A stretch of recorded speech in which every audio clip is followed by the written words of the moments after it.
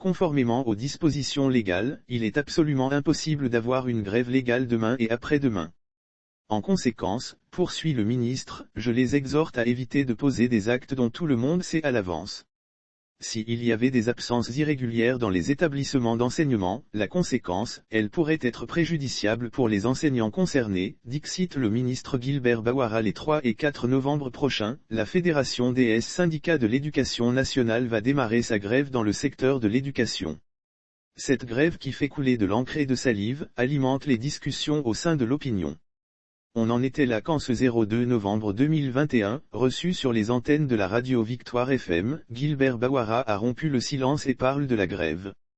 Le ministre togolais de la fonction publique était reçu sur le antenne de la radio Victoire FM, une des radios très écoutées de la place. Au menu des sujets abordés, l'accès aux soins universels, la question des retraités, le bras de fer entre le employé de la mèche Amina. Et sur ce dernier, Gilbert Bawara a exposé ce que fait le gouvernement, du moins son cabinet, pour sauver les emplois. Pour les plus de 1000 employés sur le carreau au niveau de la société Amina, le ministre rassure mais invite les délégués du personnel à faciliter les choses.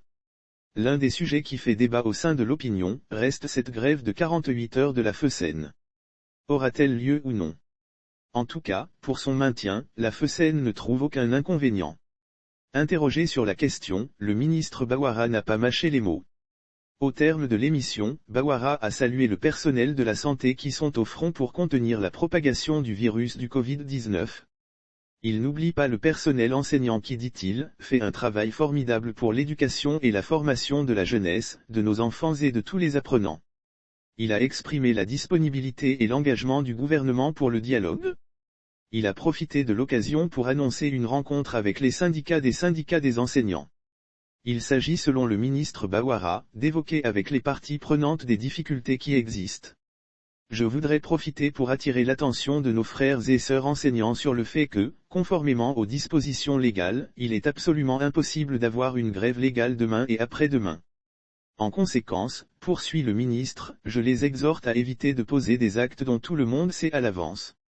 S'il y avait des absences irrégulières dans les établissements d'enseignement, la conséquence, elle pourrait être préjudiciable pour le enseignant concerné et donc, comme nous l'avons dit, y compris pour la société de la mèche Amina. Pour ce qui concerne Togo Presse, je préfère que les gens agissent, réfléchissent sérieusement avant d'agir plutôt que de se retrouver après avoir osé des actes qui auront déjà produit des conséquences fâcheuses pour les intéressés, a souligné le ministre.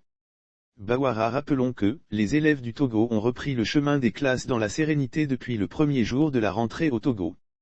Si cette rentrée se déroule dans un environnement marqué par la crise sanitaire liée au Covid-19, la FESEN était sortie de sa carapace pour brandir une menace de grève concernant le non-paiement des primes spéciales, la gratification exceptionnelle, promise à tous les enseignants par la partie gouvernementale à compter de janvier 2021.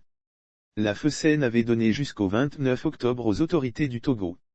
Pour Tchou, le gouvernement passe vite à l'action, la FESEN précipite les choses afin de savoir les contours de cette gratification, notamment son montant et la date de son paiement.